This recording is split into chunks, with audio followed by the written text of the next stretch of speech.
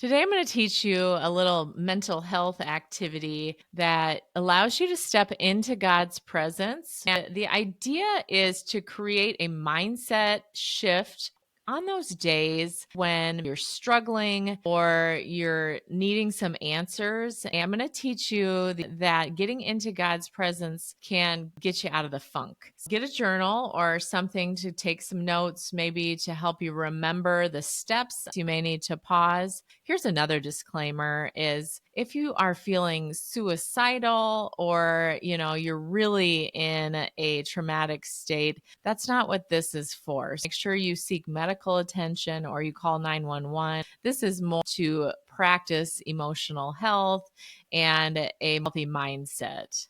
As we work on encountering God in this mental health activity, I'm trying to allow you to learn that God's presence really does protect you and is offered to you as a follower of Christ. This isn't any kind of magical formula. It's just an idea to try to help you out. It's something that I use that works for me. You can adapt and adjust in a way that Holy Spirit allows you to connect with God well and see what works for you. Let's take some time, first of all, to think that in Colossians 3:2, God explains that we're supposed to set our minds on things above. This can happen when we pair together worship and prayer. Find that quiet and calm place in your home and partner these things together with the intention of encountering God. Remember that God is spirit. So often, if we are wanting to worship him or encounter him, we have a tendency as people just to kind of show up, sit there, and want to receive, maybe kind of like when we watch television, is how I would say, or TikTok, or when you scroll Instagram. But God gives us insight that God is spirit, and those who worship him must worship him in spirit and in truth. If you want to encounter God, John 4:24 gives us the insight that we worship in spirit and truth, tells us that God is wanting us to have a spiritual connection or spiritual experience with him, and that we can't just passively sit there. We have to put action to drawing close to God, drawing into his presence. And because he is spirit without body, that we have to be intentional of trying to make that spiritual connection through our worship, through our prayer. That might be hard for you to understand. Again, that's why it's hard to get into connection with God if you're not in a peaceful setting and being intentional about it. He's looking for the heart that wants to draw close to him. In the book of James, remember that it says that those who would draw near to God, he will draw near to them. So position your heart and your mind that, God, I want to feel your presence, that you're seeking after him. You want to feel his pure, holy spirit, and knowing that he has what you need. There is a song that you can listen to that it works for me, and you could try it out. It's in the blog post that pairs with the podcast. If you go to the Chicks Ministry app, and it's called Open the Scroll.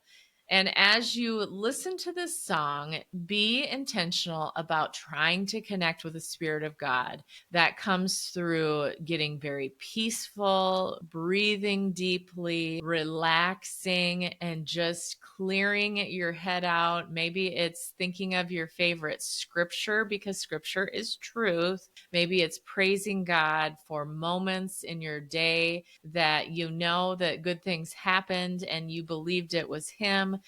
It's just little things of recognizing who he is to you in your life. However you felt him in the past could be a good place to start with connecting with him now. If you've never felt him, then just flat out cry out to Holy Spirit and say, be honest, like, I don't know how to do this. Can you show me? But I really want this. It's just being raw and honest. As a teenager, used to just lay on the floor. I would get really raw with where I was hurting, like what I was tired of. That is always when I felt God show up in the room. Like when I got into the deepest places that I was tired of, That's when I felt him. That may work for some of you depending on where you're at. It's just about being sincere. It does not need to be fancy. Don't try to sound like some, I don't know. Do you know what I mean? Like when you get into church and sometimes it feels like the pastor has all these fancy words because some churches have hymnals and these beautiful things that have been written out, and that's fine there. They have reasons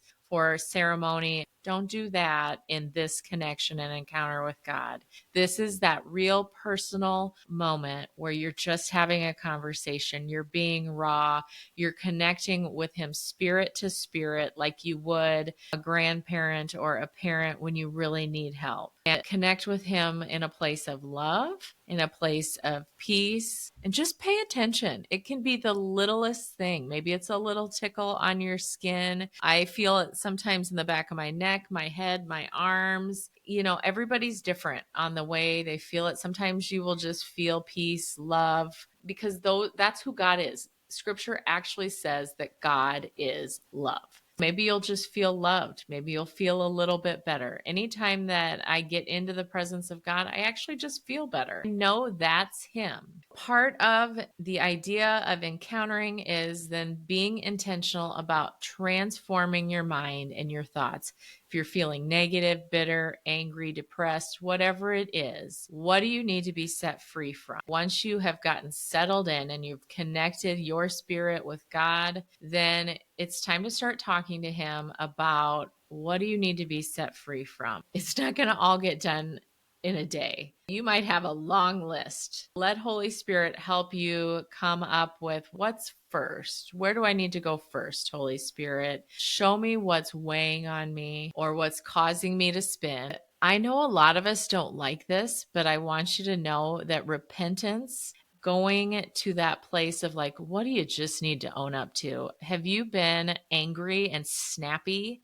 Have you been moody? Have you been stealing things? Have you been cheating I'm just trying to think of, have you been lying? Like, what is it that you're doing pretty regularly that you kind of need to own up to and you need to repent of?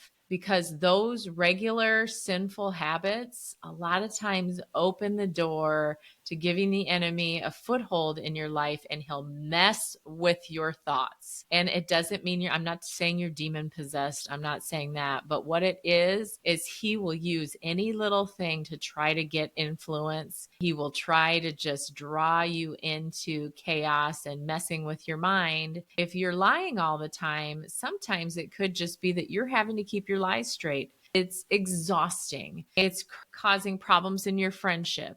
It's causing you to feel distant from the people you care about the most. And that's just what the darkness does. In the light, when you tell the truth and you're connecting to God, there's freedom there. Just own up to it. Guess what? God already knows. I got my junk too. What I've learned is that I can trust God with my stuff that I need to work on. He'll give me a hug and be like, Kelly, you're so much better than this. You don't need to do this anymore. So let's work on this and let's see what we can do about it. I actually picture a lot of times like, here you go, Jesus. Here's my problem. Give me something in exchange. For you today, if this is the first time you've done it, it might just be him saying, I love you. Like, yeah, you have this issue. I love you. It might be the next time when you repent, I love you. He might tell you, you're amazing. I created you. I want you to know how special you are to me. I want you to know how talented you are. That's how he'll speak to you. He will not shame you. He will pull you out of the spin and the things that have been harming you by showing you all of his good plans. He's going to make you own up to your stuff because sin is pairing with darkness. When you repent, that's cutting it off, giving it to Jesus and letting him take it away. You start to learn there's power in repentance. Look into the scriptures. You've got to have your Bible, honestly, with this. If you don't have a paper copy handy, use your phone. But you need to get a paper copy, like an actual book. It's just really important. There's something about that tangible Bible that you need so you can highlight it, like create memories in it. It will just be something to hold on to when you don't have the words, life breaks your heart. Like it's a tangible thing that can connect you to God when you need to hold on to something. Do you know that Isaiah 61 was a prophecy about Jesus. I'm going to read you some of it, but it was about his mission.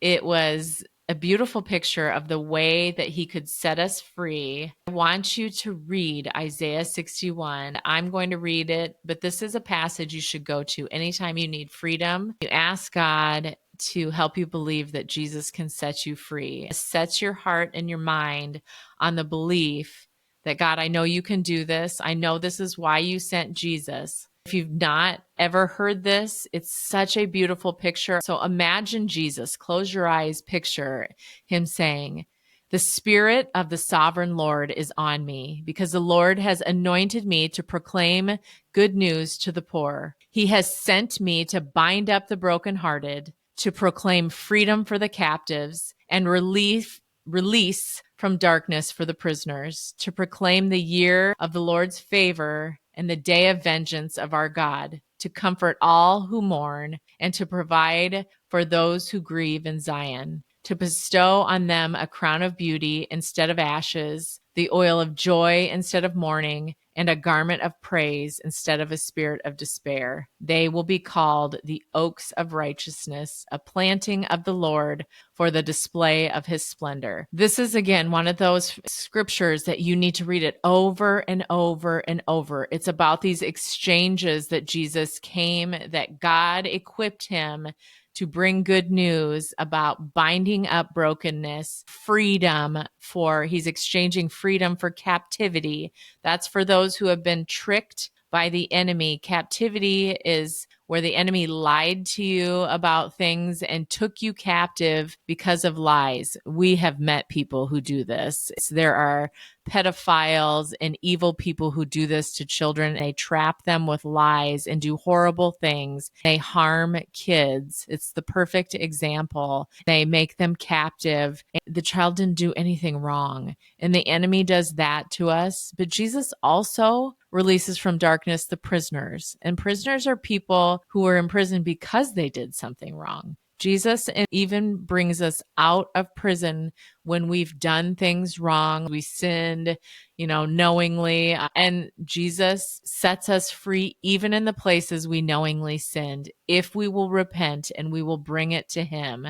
He comforts those who mourn. He exchanges your grief and he comforts you. He brings in beauty for ashes. Are you hearing these exchange? That ashes are broken places where you just got burned down by this life, and he will bring you beauty. This is where you meet him in encounters. You show him what it is that is just messed up, broken, hurting, your greatest places of need, and he will bring you the beauty for ashes. He will bring you a garment of praise instead of despair. In the places where people should be called just a little fallen, broken down nothing, he's going to call them oaks of righteousness to display his splendor. This Isaiah 61, it continues to go on that he'll rebuild ancient ruins and restore devastated places. Like, it's so beautiful what he can do. Whether somebody has hurt you because of their behavior or you hurt yourself because of stuff you did, he can restore those places. It's time to arise and shine, for your light has come and the glory of the Lord has risen upon you. Arise and shine. Isaiah 60, verse 1. How funny is that? So don't let that confuse you. Isaiah 61 is the chapter, but the arise and shine for your light has come is in Isaiah 60, verse 1. There you go. There's a little verse play for you. But these encounters are going to deepen your character. They're going to deepen your relationship with the Father. You need to ask questions. Write this down. God, what are you saying? What are you doing in my life? Make sure that what you hear lines up with the character and nature of God. You got to get into scripture.